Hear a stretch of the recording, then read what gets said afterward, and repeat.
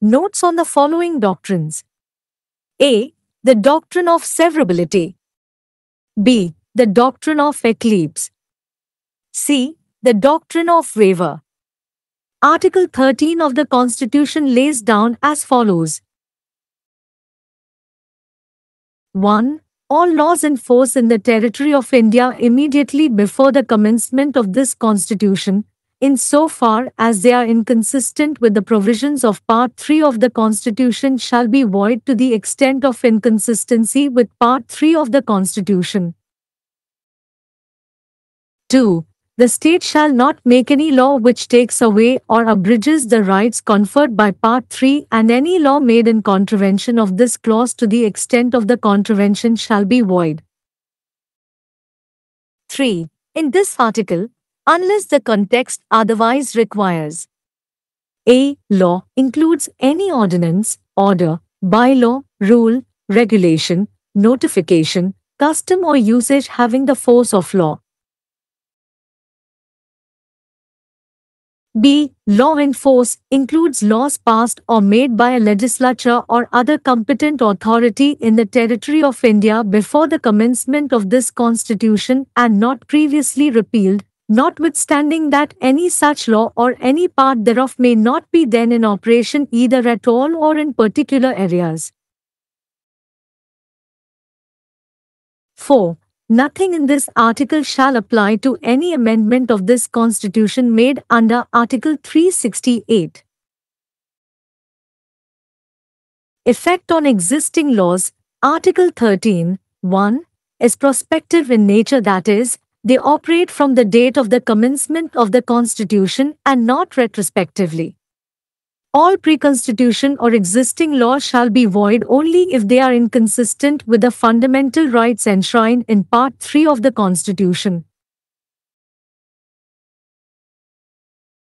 In Keshava Madhva Menon v. State of Bombay, AIR 1951 SC 128 proceedings had been started against the appellant for an offence punishable US 18 of the Indian Press Emergency Powers Act 1934 in respect of pamphlet published in 1949.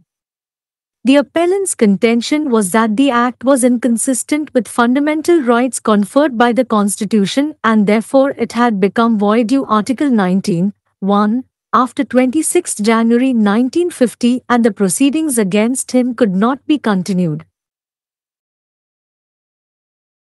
Supreme Court has held that all laws in force at the commencement of the Constitution which are inconsistent with Part 3 of the Constitution shall be void to the extent of inconsistency. Article 13, 1, had no retrospective effect but only prospective in its operation. A. Doctrine of severability. It is not the whole Act which would be held invalid by being inconsistent with Part 3 of the Constitution, but only such provisions of it which are violative of the fundamental rights, provided that the part which violates the fundamental rights is separable from that which does not isolate them.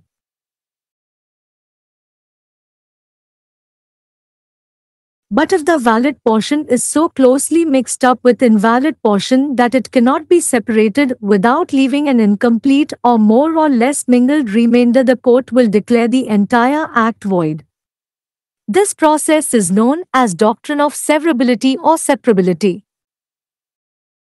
The Supreme Court considered this doctrine in A.K. Gopalan v. State of Madras, AIR 1950 SC 27 and held that the preventive detention minus Section 14 was valid as the omission of the Section 14 from the Act will not change the nature and object of the Act and therefore the rest of the Act will remain valid and effective.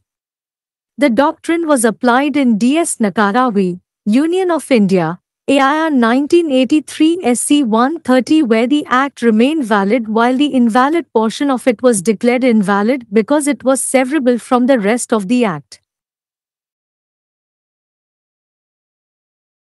In State of Bombay v. F.N. Balsara, AIR 1951 SC 318 it was held that the provisions of the Bombay Prohibition Act 1949, which were declared as void, did not affect the validity of the entire Act, and therefore there was no necessity for declaring the entire statute as invalid.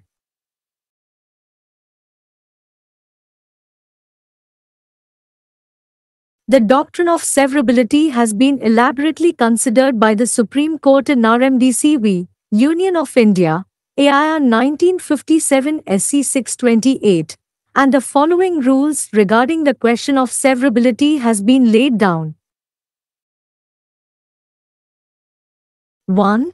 The intention of the legislature is the determining factor in determining whether the valid part of a statute are severable from the invalid parts. 2. If the valid and invalid provisions are so inextricably mixed up that they cannot be separated from the another, then the invalidity of a portion must result in the invalidity of the Act in its entirety. On the other hand, if they are so distinct and separate that after striking out what is invalid, what remains is itself a complete code independent of the rest, then it will be upheld notwithstanding that the rest had become unenforceable.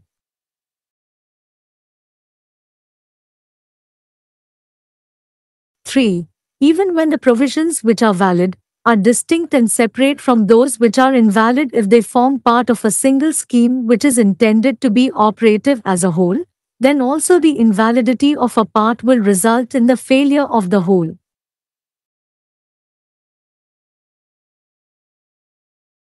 4. Likewise, when the valid and invalid parts of a statute are independent and do not form part of a scheme, but what is left after omitting the invalid portion is so thin and truncated as to be in substance different from what it was when it emerged out of legislature, then also it will be rejected in its entirety.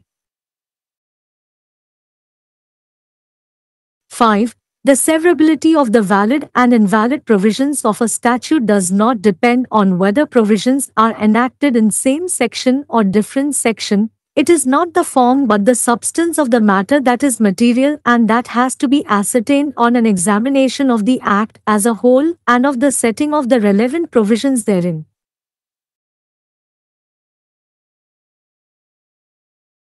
6. If after the invalid portion is expunged from the statute, what remains cannot be enforced without making alterations and modifications therein, then the whole of it must be struck down as void, as otherwise it will amount to judicial legislation. 7. In determining the legislative intent on the question of severability, it will be legitimate to take into account the history of legislation, its object, the title and preamble of it. B. Doctrine of eclipse. The doctrine of eclipse is based on the principle that a law which violates fundamental rights is not nullity or void ab initio but becomes only unenforceable, i.e. remains in a moribund condition. It is overshadowed by the fundamental rights and remains dormant, but it is not dead. Such laws are not wiped out entirely from the statute book. They exist for all post-transactions and for the enforcement of the rights acquired and liabilities incurred before the commencement of the Constitution.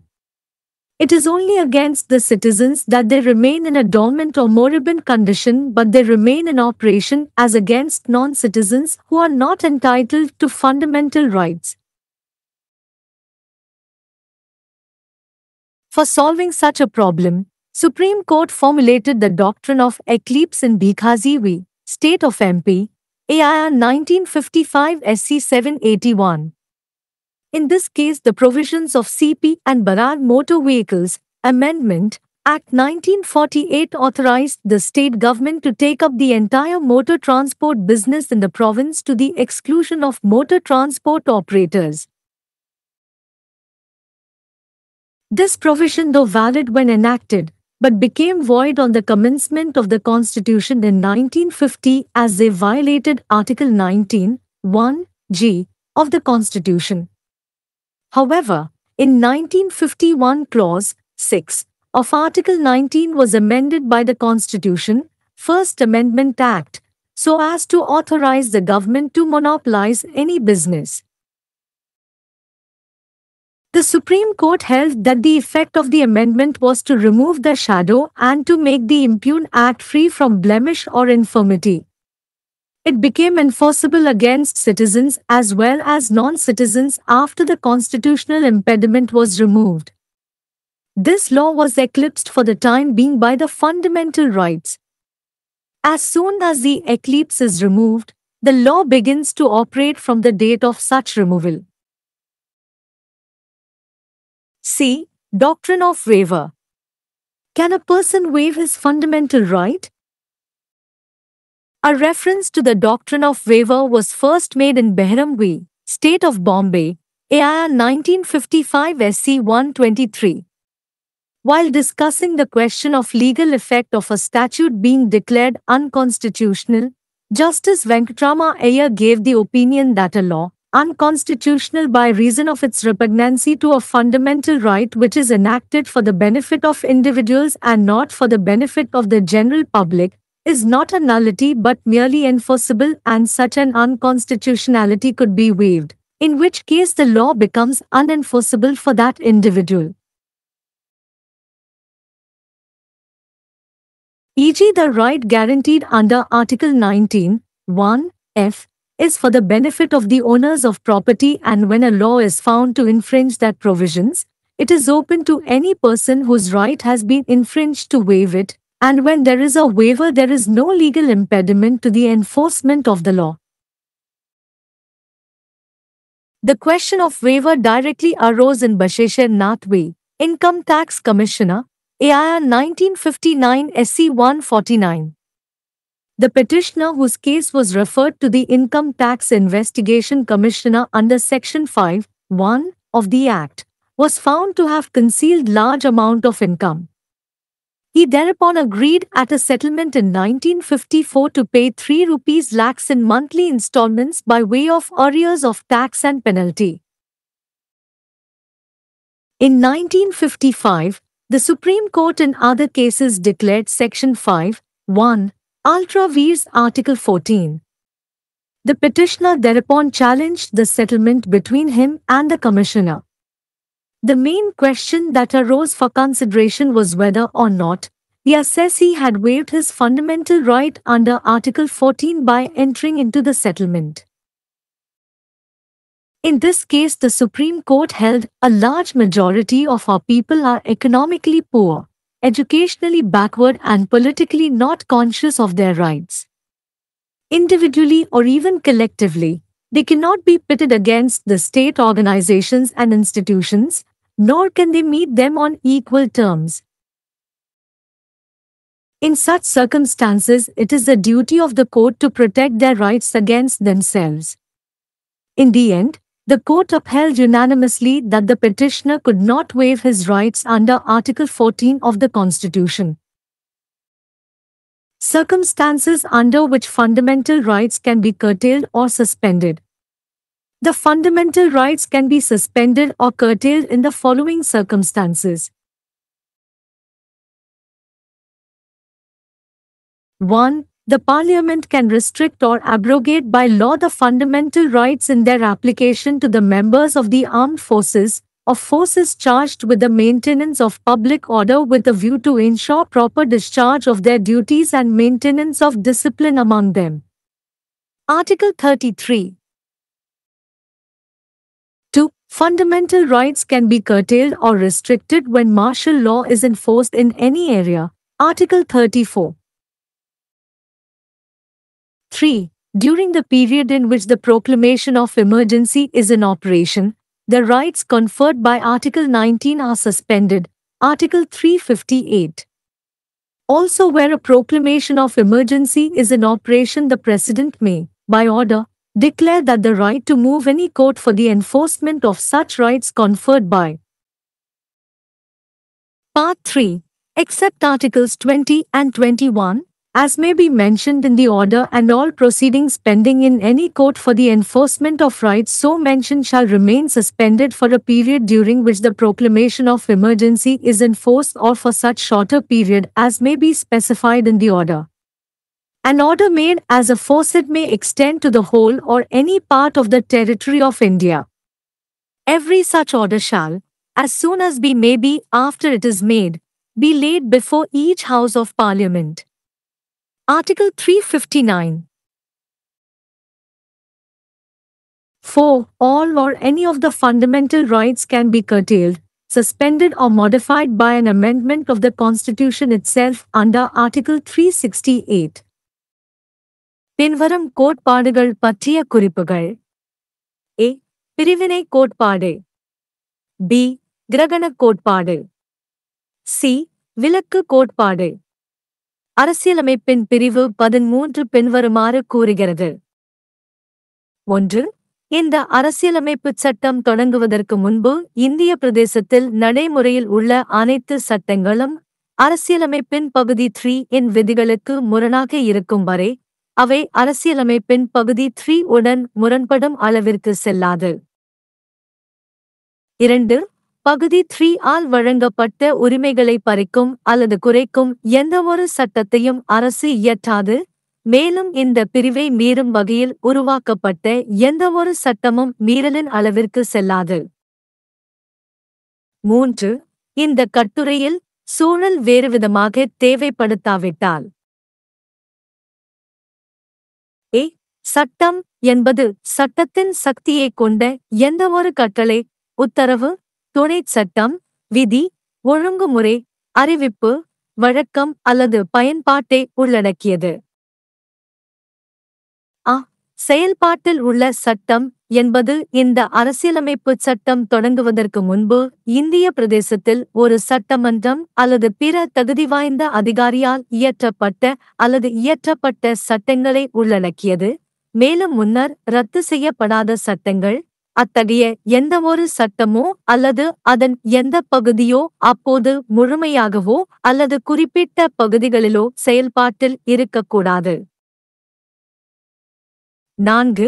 இந்த பிரிவில் உள்ள எதுவும் பிரிவு 368 இன் கீழ் செய்யப்பட்ட இந்த அரசியலமைப்பின் எந்தவொரு திருத்தத்திற்கும் பொருந்தாது. தற்போதுள்ள சட்டங்களின் மீதான விளைவு. பிரிவு 13. 1. இயற்கையில் வருங்காலமானது, அதாவது அவை அரசியலமைப்புச் சட்டம் தொடங்கப்பட்ட தேதியிலிருந்து செயல்படுகின்றன, பின்னோக்கி அல்ல. அரசியலமைப்பின் பகுதி 3 இல் குறிப்பிடப்பட்டுள்ள அடிப்படை உரிமைகளுக்கு முரணாக இருந்தால் மட்டுமே அனைத்து அரசியலமைப்புச் சட்டங்களும் அல்லது ஏற்கனவே உள்ள சட்டங்களும் செல்லாது. கேஷ்வ மாதவ மேனன் எதிர் பம்பாய் மாநிலம் வழக்கில் 1949 ஆண்டு வெளியிடப்பட்ட துண்டு பிரசுரம் தொடர்பாக இந்திய பத்திரிகை அவசர அதிகாரச் சட்டம் 1934 இன் பிரிவு 18 இன் கீழ் தண்டனைக்குரிய குற்றத்திற்காக மேல்முறையீட்டாளருக்கு எதிராக AIR 1951 SC 128 நடவடிக்கைகள் தொடங்கப்பட்டன. இந்த சட்டம் அரசியலமைப்பால் வழங்கப்பட்ட அடிப்படை உரிமைகளுக்கு முரணானது என்றும், எனவே ஜனவரி 26, 1950க்கு பிறகு பிரிவு 19. 1 இன் கீழ் அது செல்லாது என்றும், அவருக்கு எதிரான நடவடிக்கைகளை தொடர முடியாது என்றும் மேல்முறையீட்டாளரின் வாதம் இருந்தது. அரசியலமைப்பின் தொடக்கத்தில் நடைமுறையில் உள்ள அனைத்து சட்டங்களும் அரசியலமைப்பின் பகுதி உடன் முரண்படுகின்றன, அவை முரண்பாட்டின் அளவிற்கு செல்லாது என்று உச்ச நீதிமன்றம் தீர்ப்பளித்துள்ளது. பிரிவு 13. 1 பின்னோக்கி விளைவைக் கொண்டிருக்கவில்லை, ஆனால் அதன் செயல்பாட்டில் வருங்கால விளைவை மட்டுமே கொண்டிருந்தது. ஏ. பிரித்தெடுக்கும் தன்மை கோட்பாடு அரசியலமைப்பின் பகுதி 3 உடன் முரண்படுவதால் முழு சட்டமும் செல்லாததாக கருதப்படாது, ஆனால் அதன் விதிகள் மட்டுமே அடிப்படை உரிமைகளை மீறுகின்றன. அடிப்படை உரிமைகளை மீறும் பகுதி அவற்றை தனிமைப்படுத்தாத பகுதியிலிருந்து பிரிக்கக்கூடியதாக இருந்தால். ஆனால் செல்லுபடியாகும் பகுதி செல்லுபடியாகாத பகுதியுடன் மிக நெருக்கமாக கலந்திருந்தால், அதை முழுமையடையாமல் அல்லது அதிகமாகவோ அல்லது குறைவாகவோ கலந்த மீதமுள்ளதை விடாமல் பிரிக்க முடியாது என்றால், நீதிமன்றம் முழு சட்டத்தையும் செல்லாததாக அறிவிக்கும். இந்த செயல்முறை பிரித்தெடுக்கும் தன்மை அல்லது பிரிக்கும் தன்மை கோட்பாடு என்று அழைக்கப்படுகிறது. உச்சநீதிமன்றம் ஏஇகே கோபாலன் எதிர் மெட்ராஸ் மாநிலம் ஏசுதையுஆர் 1950 SUC 27 இல் இந்த கோட்பாட்டைக் கருத்தில் கொண்டு தடுப்புக் காவல் பிரிவு 14 ஐ கழிப்பது செல்லுபடியாகும் என்று கூறியது. ஏனெனில் சட்டத்திலிருந்து பிரிவு 14 ஐ தவிர்ப்பது சட்டத்தின் தன்மையையும் நோக்கத்தையும் மாற்றாது. எனவே சட்டத்தின் மீதமுள்ளவை செல்லுபடியாகும் மற்றும் பயனுள்ளதாக இருக்கும். இந்த கோட்பாடு DUS நகாராவி union of India AIR 1983 SUC 130 இல் பயன்படுத்தப்பட்டது. அங்கு சட்டம் செல்லுபடியாகும் அதே வேளையில் அதன் செல்லுபடியாகாத பகுதி செல்லாது என்று அறிவிக்கப்பட்டது. ஏனெனில் அது சட்டத்தின் மற்ற பகுதிகளிலிருந்து பிரிக்கக்கூடியது.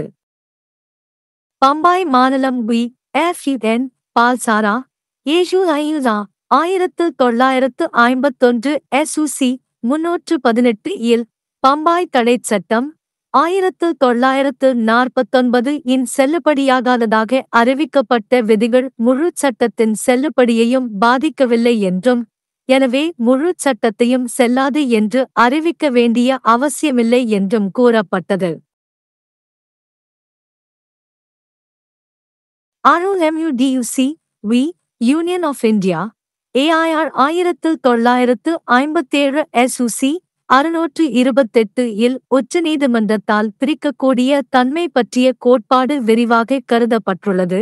மேலும் பிரிக்கக்கூடிய தன்மை குறித்த கேள்வி தொடர்பான பின்வரும் விதிகள் வகுக்கப்பட்டுள்ளன. 1. ஒரு சட்டத்தின் செல்லுபடியாகும் பகுதி செல்லுபடியாகாத பகுதிகளிலிருந்து பிரிக்கப்பட முடியுமா என்பதை தீர்மானிப்பதில் சட்டமன்றத்தின் நோக்கமே தீர்மானிக்கும் காரணியாகும். 2. செல்லுபடியாகும் மற்றும் செல்லுபடியாகாத விதிகள் பிரிக்க முடியாத அளவுக்கு கலந்திருந்தால், அவற்றை மற்றொன்றிலிருந்து பிரிக்க முடியாது என்றால், ஒரு பகுதியின் செல்லுபடியாகாத தன்மை சட்டத்தின் முழுமைக்கும் செல்லுபடியாகாத தன்மையை ஏற்படுத்தும். மறுபுறம், அவை மிகவும் தனித்துவமாகவும் தனித்தனியாகவும் இருந்தால், செல்லுபடியாகாதை நீக்கிய பிறகு எஞ்சியிருப்பது மீதமுள்ளவற்றிலிருந்து சுயாதீனமான ஒரு முழுமையான குறியீடாக இருந்தால், மீதமுள்ளவை செயல்படுத்த முடியாததாகிவிட்டன என்பதை பொருட்படுத்தாமல் அது உறுதிப்படுத்தப்படும். 3. செல்லுபடியாகும் விதிகள் வேறுபட்டவை மற்றும் செல்லுபடியாகாதவற்றிலிருந்து தனித்தனியாக இருந்தாலும், அவை ஒட்டுமொத்தமாக செயல்பட நோக்கம் கொண்ட ஒரு திட்டத்தின் ஒரு பகுதியாக அமைந்தால், அவை செல்லுபடியாகாதவற்றிலிருந்து தனித்தனியாக இருந்தாலும், அவை முழுமையாக செயல்பட வேண்டும். பின்னர் ஒரு பகுதியின் செல்லுபடியாகாத தன்மை முழுமைக்கும் தோல்விக்கு வழிவகுக்கும். 4. அதேபோல், ஒரு சட்டத்தின் செல்லுபடியாகும் மற்றும் செல்லாத பகுதிகள் சுயாதீனமாக இருந்து ஒரு திட்டத்தின் ஒரு பகுதியாக இல்லாவிட்டாலும், செல்லுபடியாகாத பகுதியை தவிர்த்துவிட்டு மீதமுள்ளவை சட்டமன்றத்திலிருந்து வெளிவந்தபோது இருந்ததிலிருந்து வேறுபட்ட வகையில் மிகவும் மெல்லியதாகவும் துண்டிக்கப்பட்டதாகவும் இருந்தால், அது முழுமையாக நிராகரிக்கப்படும். 5. ஒரு சட்டத்தின் செல்லுபடியாகும் மற்றும் செல்லுபடியாகாத விதிகளின் பிரிப்பு, விதிகள் ஒரே பிரிவில் அல்லது வெவ்வேறு பிரிவில் இயற்றப்பட்டதா என்பதைப் பொறுத்தது அல்ல.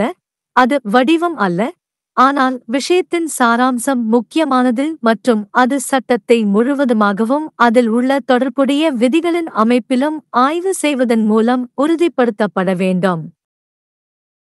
6. சட்டத்திலிருந்து செல்லுபடியாகாத பகுதி நீக்கப்பட்ட பிறகு, அதில் மாற்றங்கள் மற்றும் திருத்தங்களைச் செய்யாமல் மீதமுள்ளதை செயல்படுத்த முடியாது என்றால், அது முழுவதுமாக செல்லாது என்று ரத்து செய்யப்பட வேண்டும். இல்லையெனில் அது நீதித்துறை சட்டமாக மாறும். 7. பிரிவினை பற்றிய பிரச்சினையில் சட்டமன்ற நோக்கத்தை தீர்மானிப்பதில் சட்டத்தின் வரலாறு, அதன் நோக்கம், அதன் தலைப்பு மற்றும் அதன் முன்னுரை ஆகியவற்றை கணக்கில் எடுத்துக்கொள்வது சட்டபூர்வமானதாக இருக்கும். கிரகணக் கோட்பாடு. அடிப்படை உரிமைகளை மீறும் ஒரு சட்டம் ஆரம்பத்தில் செல்லாததாகவோ அல்லது வெற்றிடமாகவோ இருக்காது.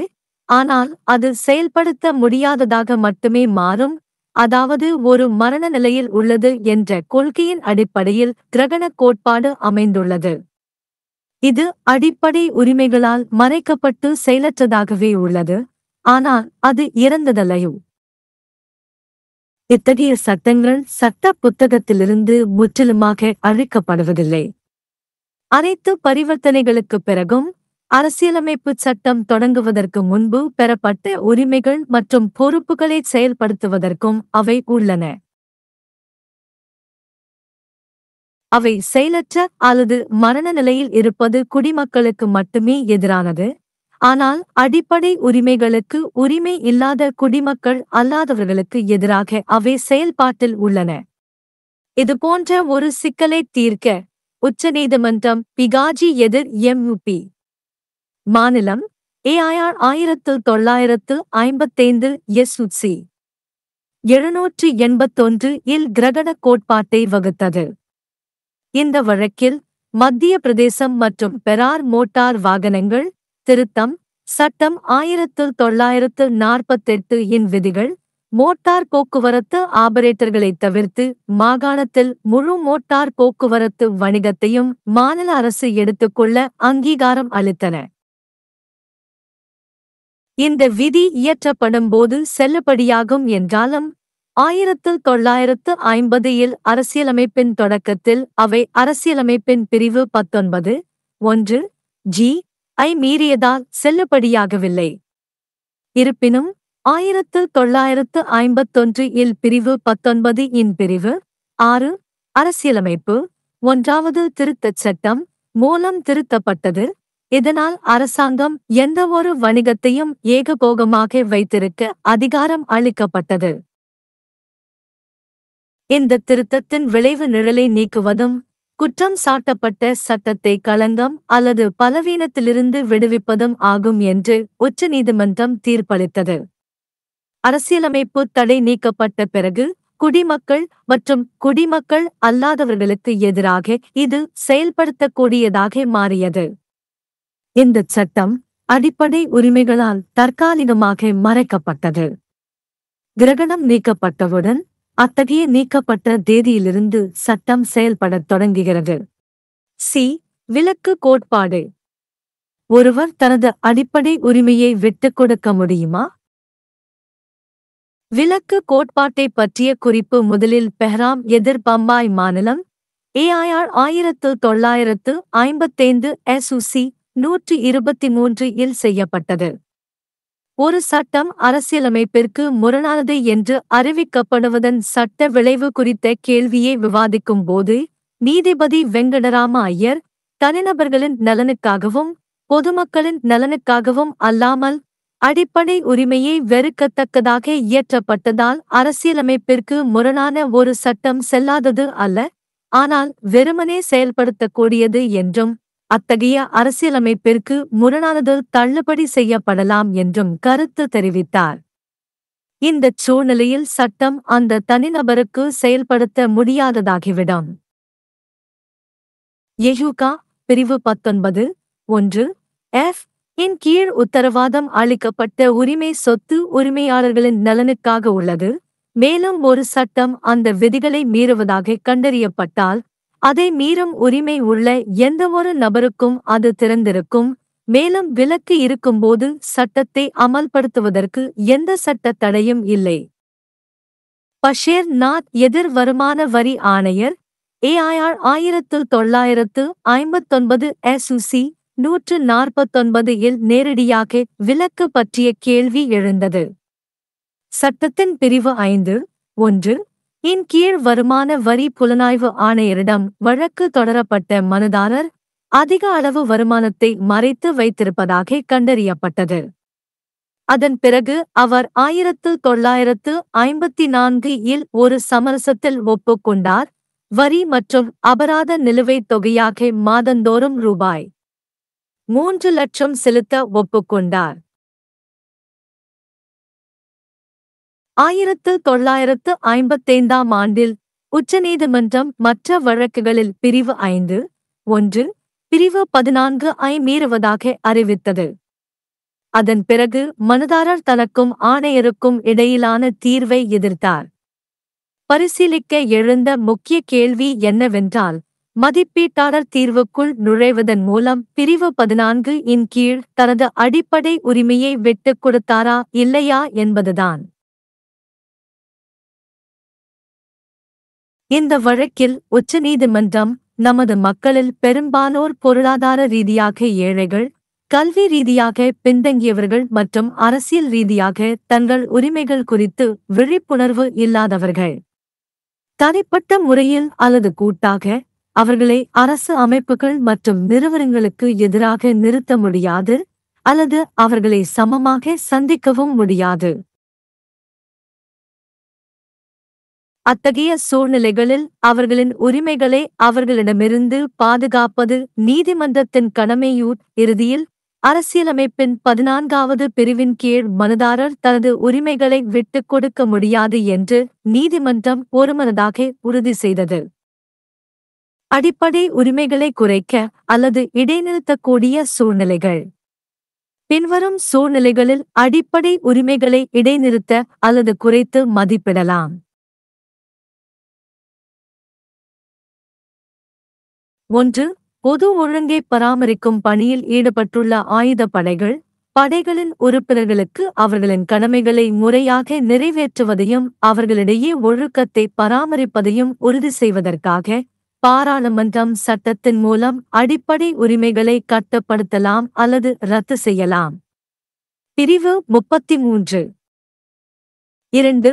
எந்தவொரு பகுதியிலும் இராணுவச் சட்டம் நடைமுறையில் இருக்கும்போது அடிப்படை உரிமைகளை குறைத்து மதிப்பிடலாம் அல்லது கட்டுப்படுத்தலாம்.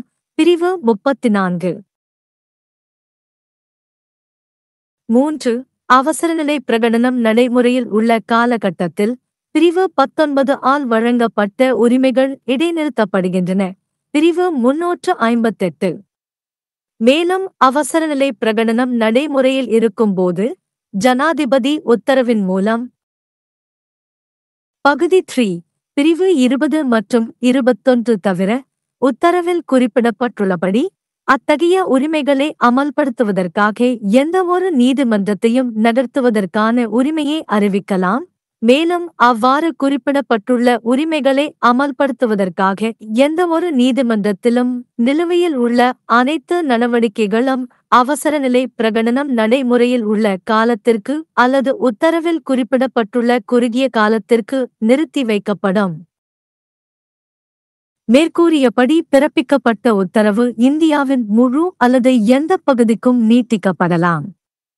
அத்தகைய ஒவ்வொரு உத்தரவும் அது பிறப்பிக்கப்பட்டவுடன் பாராளுமன்றத்தின் ஒவ்வொரு அவையிலும் வைக்கப்படும். பிரிவு 359. 4. அனைத்து அல்லது ஏதேனும் அடிப்படை உரிமைகளையும் பிரிவு 368 இன் கீழ் அரசியலமைப்பின் திருத்தம் மூலம் குறைக்கலாம், இடைநிறுத்தலாம் அல்லது மாற்றியமைக்கலாம்.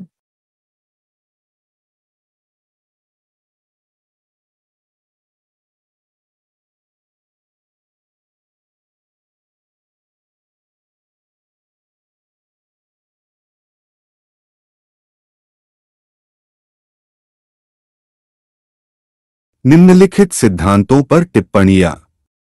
क. पृथक्करण का सिद्धांत। ख. ग्रहण का सिद्धांत। ग. अधित्यजन का सिद्धांत। संविधान का अनुच्छेद 13 निम्नलिखित निर्धारित करता है। 1. इस संविधान के प्रारंभ से ठीक पहले भारत के राज्य क्षेत्र में प्रवृत्त सभी विधियां, जहां तक वे संविधान के भाग 3 के उपबंधों से असंगत हैं, संविधान के भाग 3 से असंगतता की सीमा तक शून्य होंगी। 2. राज्य ऐसा कोई कानून नहीं बनाएगा जो भाग 3 द्वारा प्रदत्त अधिकारों को छीनता या न्यून करता हो, और इस खंड के उल्लंघन में बनाया गया कोई भी कानून उल्लंघन की सीमा तक शून्य होगा। 3. इस अनुच्छेद में जब तक कि संदर्भ से अन्यथा अपेक्षित न हो, क. विधि में विधि का बल रखने वाला कोई अध्यादेश, आदेश, उपविधि, नियम, विनियम, अधिसूचना, प्रथा या प्रथा शामिल है। ख प्रचलित विधि में इस संविधान के प्रारंभ से पूर्व भारत के राज्य क्षेत्र में किसी विधानमंडल या अन्य सक्षम प्राधिकारी द्वारा पारित या निर्मित विधियां शामिल हैं जिन्हें पहले निरस्त नहीं किया गया है, भले ही ऐसी कोई विधि या उसका कोई भाग उस समय बिल्कुल भी या विशिष्ट क्षेत्रों में प्रवृत्त न हो। 4. इस अनुच्छेद की कोई भी बात अनुच्छेद 368 के अधीन किए गए इस संविधान के किसी संशोधन पर लागू नहीं होगी। मौजूदा विधियों पर प्रभाव अनुच्छेद 13(1) भावी प्रकृति का है, अर्थात वे संविधान के प्रारंभ की तिथि से प्रवृत्त होते हैं, भूतलक्षी प्रभाव से नहीं। सभी संविधान पूर्व या विद्यमान विधियां केवल तभी शून्य होंगी जब वे संविधान के भाग 3 में निहित मौलिक अधिकारों से असंगत हों। केशव माधव मेनन बनाम बंबई राज्य AIR 1951 SC 128 मामले में 1949 में प्रकाशित एक पैम्फलेट के संबंध में भारतीय प्रेस आपातकालीन शक्ति अधिनियम 1934 की धारा 18 के अंतर्गत दंडनीय अपराध के लिए अपीलकर्ता के विरुद्ध कार्यवाही शुरू की गई थी।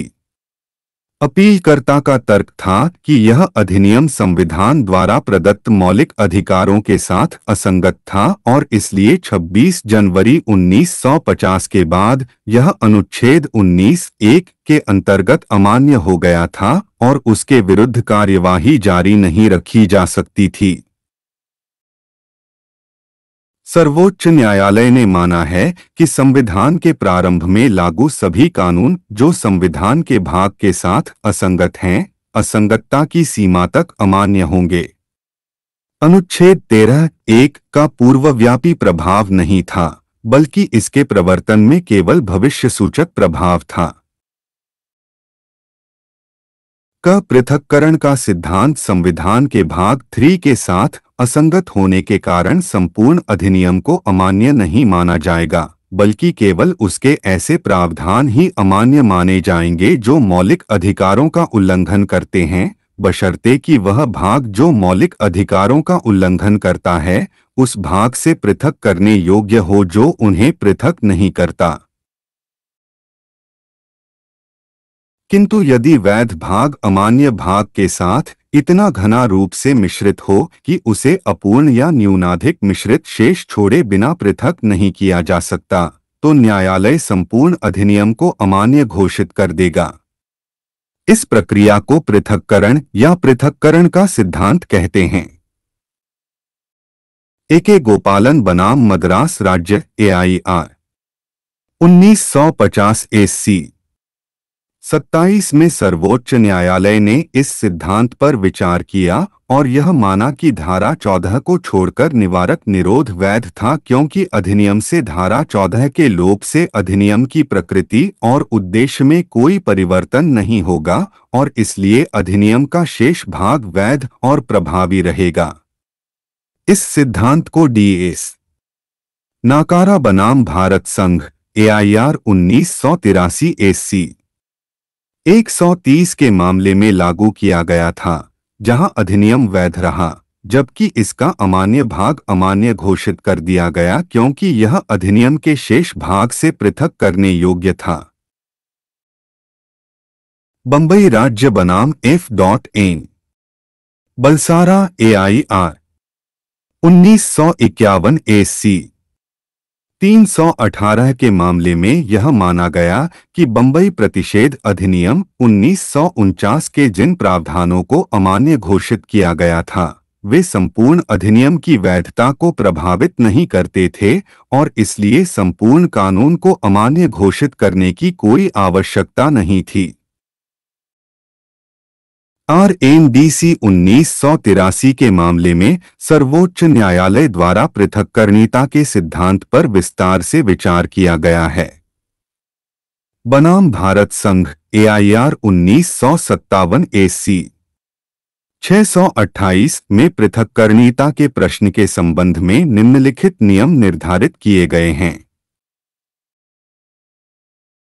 एक किसी कानून के वैध भाग को अमान्य भागों से पृथक करने योग्य है या नहीं, यह निर्धारित करने में विधानमंडल का आशय निर्णायक कारक है।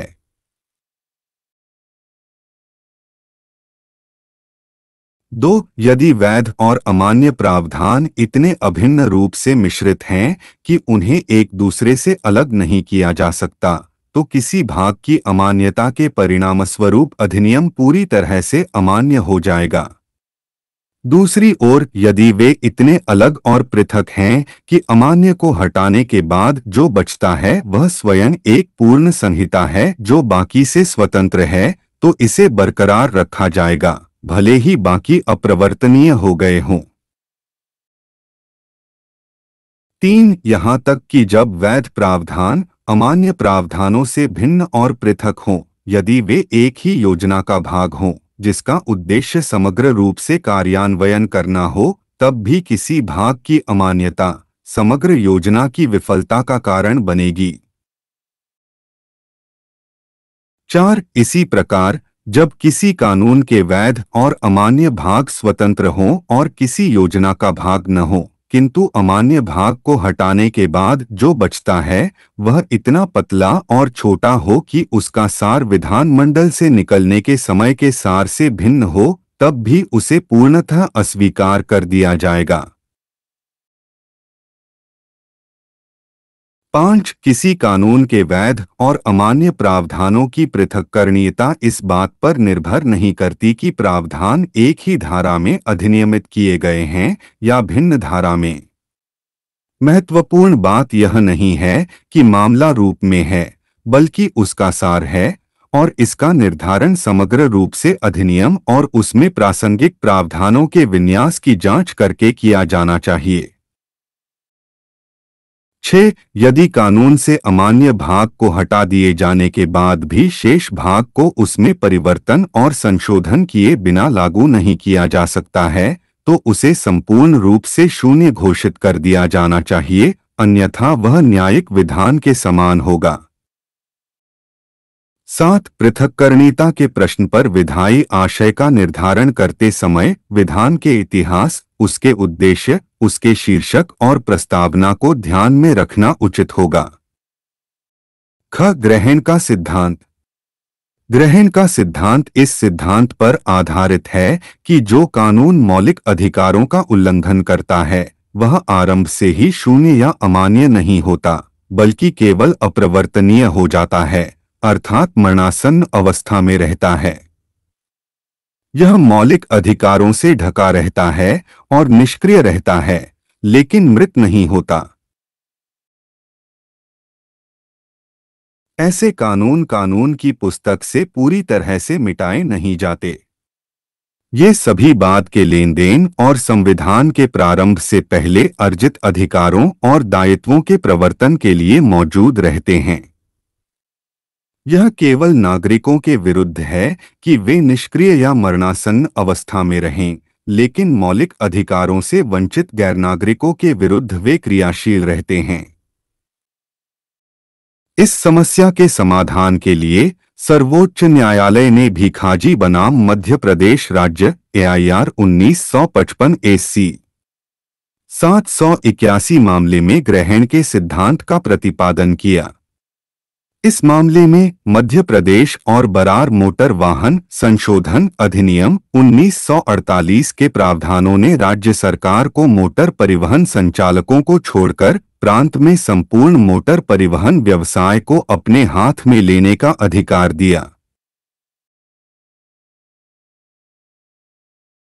यह प्रावधान अधिनियमित होने पर वैध तो था, लेकिन 1950 में संविधान के लागू होने पर यह शून्य हो गया, क्योंकि इसने संविधान के अनुच्छेद 19(1) का उल्लंघन किया था। हालांकि 1951 में संविधान प्रथम संशोधन अधिनियम द्वारा अनुच्छेद 19 के खंड 6 में संशोधन किया गया ताकि सरकार को किसी भी व्यवसाय पर एकाधिकार करने का अधिकार दिया जा सके। सर्वोच्च न्यायालय ने माना कि संशोधन का प्रभाव इस छाया को हटाना और विवादित अधिनियम को दोष या दुर्बलता से मुक्त बनाना था। संवैधानिक बाधा दूर होने के बाद यह नागरिकों के साथ साथ गैर नागरिकों पर भी लागू हो गया। इस कानून पर कुछ समय के लिए मौलिक अधिकारों का ग्रहण लग गया था। ग्रहण हटते ही यह कानून उस तिथि से प्रभावी हो जाता है। अधित्याग का सिद्धांत। क्या कोई व्यक्ति अपने मौलिक अधिकार का अधित्याग कर सकता है? छूट के सिद्धांत का उल्लेख सबसे पहले बहराम बनाम बॉम्बे राज्य AIR 1955 AC 123 में किया गया था। किसी कानून को असंवैधानिक घोषित किए जाने के कानूनी प्रभाव के प्रश्न पर चर्चा करते हुए न्यायमूर्ति वेंकटराम अय्यर ने यह राय दी कि कोई कानून जो किसी मौलिक अधिकार के प्रतिकूल होने के कारण असंवैधानिक है और जो आम जनता के लाभ के लिए नहीं बल्कि व्यक्तियों के लाभ के लिए अधिनियमित किया गया है, अमान्य नहीं है बल्कि केवल प्रवर्तनीय है और ऐसी असंवैधानिकता का त्याग किया जा सकता है। ऐसी स्थिति में वह कानून उस व्यक्ति के लिए अप्रवर्तनीय हो जाता है।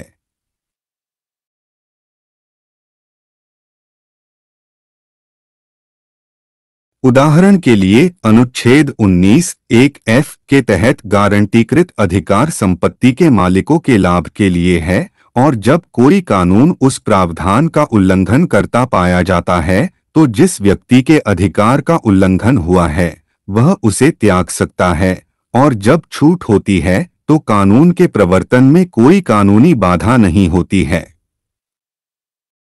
बशेश्वर नाथ बनाम आयकर आयुक्त AIR 1959 AC 149 में छूट का प्रश्न सीधे तौर पर उठा। याचिकाकर्ता, जिसका मामला अधिनियम की धारा 5(1) के अंतर्गत आयकर जांच आयुक्त को भेजा गया था, ने बड़ी मात्रा में आय छिपाई थी।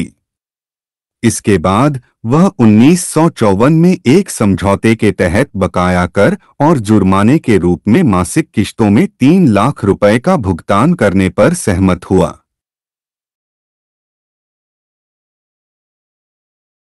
उन्नीस में सर्वोच्च न्यायालय ने अन्य मामलों में धारा 5(1) को अनुच्छेद 14 के विरुद्ध घोषित कर दिया। इसके बाद याचिकाकर्ता ने अपने और आयुक्त के बीच हुए समझौते को चुनौती दी। विचारणीय मुख्य प्रश्न यह था कि क्या करदाता ने समझौता करके अनुच्छेद 14 के तहत अपने मौलिक अधिकार का त्याग किया था या नहीं। इस मामले में सर्वोच्च न्यायालय ने कहा, हमारे अधिकांश लोग आर्थिक रूप से गरीब, शैक्षणिक रूप से पिछड़े और राजनीतिक रूप से अपने अधिकारों के प्रति जागरूक नहीं हैं। व्यक्तिगत रूप से या सामूहिक रूप से भी उन्हें राज्य संगठनों और संस्थाओं के विरुद्ध नहीं खड़ा किया जा सकता, न ही वे समान स्तर पर उनसे मिल सकते हैं।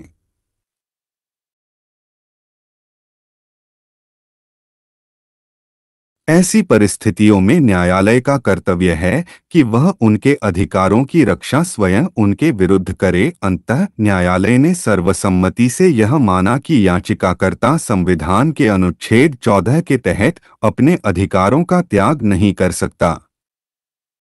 ऐसी परिस्थितियां जिनमें मौलिक अधिकारों को सीमित या निलंबित किया जा सकता है। मौलिक अधिकारों को निम्नलिखित परिस्थितियों में निलंबित या सीमित किया जा सकता है। 1. संसद, सशस्त्र बलों या सार्वजनिक व्यवस्था बनाए रखने के लिए उत्तरदायी बलों के सदस्यों पर लागू होने वाले मौलिक अधिकारों को कानून द्वारा प्रतिबंधित या निरस्त कर सकती है ताकि उनके कर्तव्यों का उचित निर्वहन और उनमें अनुशासन बनाए रखना सुनिश्चित हो सके। अनुच्छेद 33 2. किसी क्षेत्र में मार्शल लॉ लागू होने पर मौलिक अधिकारों में कटौती या प्रतिबंध लगाया जा सकता है।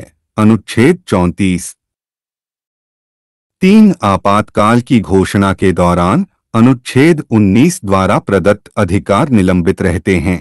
अनुच्छेद 358 इसके अतिरिक्त जहां आपातकाल की घोषणा लागू है, राष्ट्रपति आदेश द्वारा यह घोषित कर सकते हैं कि भाग 3 अनुच्छेद 20 और 21 को छोड़कर द्वारा प्रदत्त ऐसे अधिकारों के प्रवर्तन के लिए किसी न्यायालय में जाने का अधिकार, जैसा कि आदेश में उल्लिखित हो, और इस प्रकार उल्लिखित अधिकारों के प्रवर्तन के लिए किसी न्यायालय में लंबित सभी कार्यवाहियां उस अवधि के लिए निलंबित रहेंगी जिसके दौरान आपातकाल की घोषणा लागू रहती है, या आदेश में निर्दिष्ट किसी छोटी अवधि के लिए पूर्वोक्त रूप से जारी किया गया आदेश भारत के संपूर्ण क्षेत्र या उसके किसी भी भाग पर लागू हो सकता है। ऐसा प्रत्येक आदेश जारी होने के पश्चात यथाशीघ्र संसद के प्रत्येक सदन के समक्ष रखा जाएगा। अनुच्छेद 359 4 अनुच्छेद 368 के अंतर्गत संविधान में संशोधन करके सभी या किसी भी मौलिक अधिकार को कम किया जा सकता है, निलंबित किया जा सकता है या संशोधित किया जा सकता है।